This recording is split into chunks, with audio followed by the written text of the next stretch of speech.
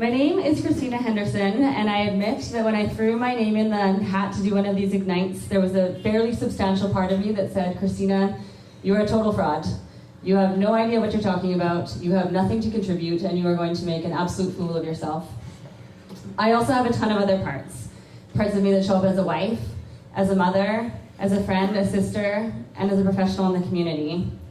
So I have these very public parts, and then I also have some of these more private and painful parts. So I don't think that I'm unique in this.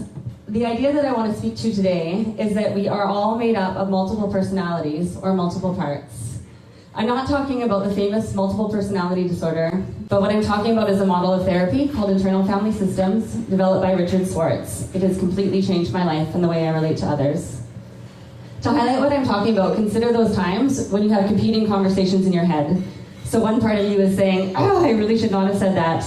And perhaps another part is like, way to go, you should have stood up for yourself. So just to complicate this whole thing a little bit further, I also believe that we have one core true self, the essence of who we are. This part stands out for me when I'm in nature, when I'm with my family, or feeling particularly inspired about something.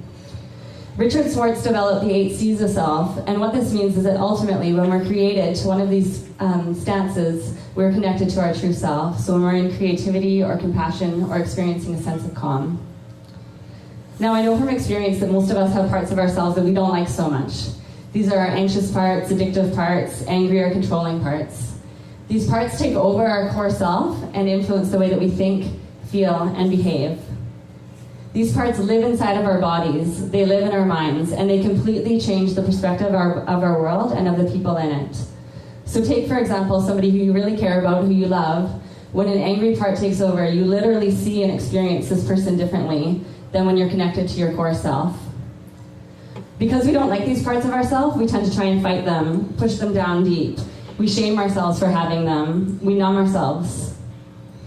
So what I want to propose today is the idea that these parts are actually protective parts of ourselves. They're looking out for us. They're trying to protect us from experiencing the incredible painful feelings of pain, rejection, humiliation, or re-experiencing past trauma. So take, for example, my formal example of my fraud part. You know, this part can quite clearly be trying to protect my professional reputation from crashing and burning in the community.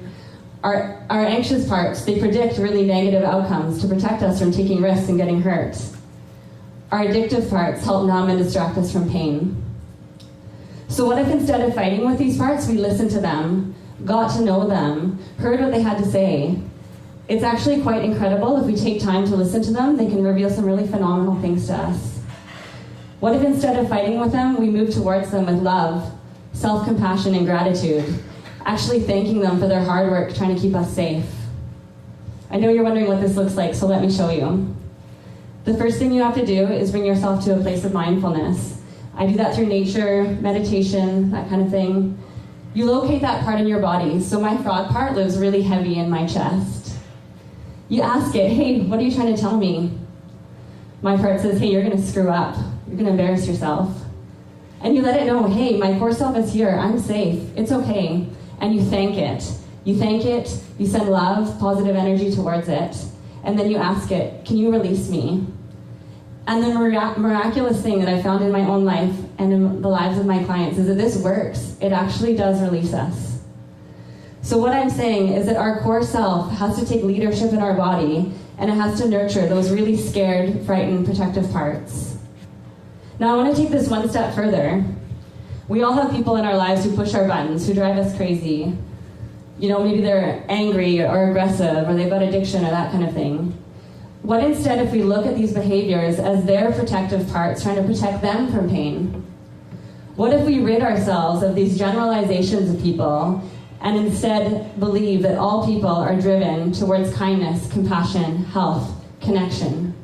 Isn't that a beautiful way to be with people? I just did a training for internal family systems, and the facilitator said this quote, and I just want to end with it because I thought it was so profound. If we could read the secret history of our enemies, we should find in each man's life sorrow and suffering enough to disarm all hostility. Isn't that beautiful? Thank you.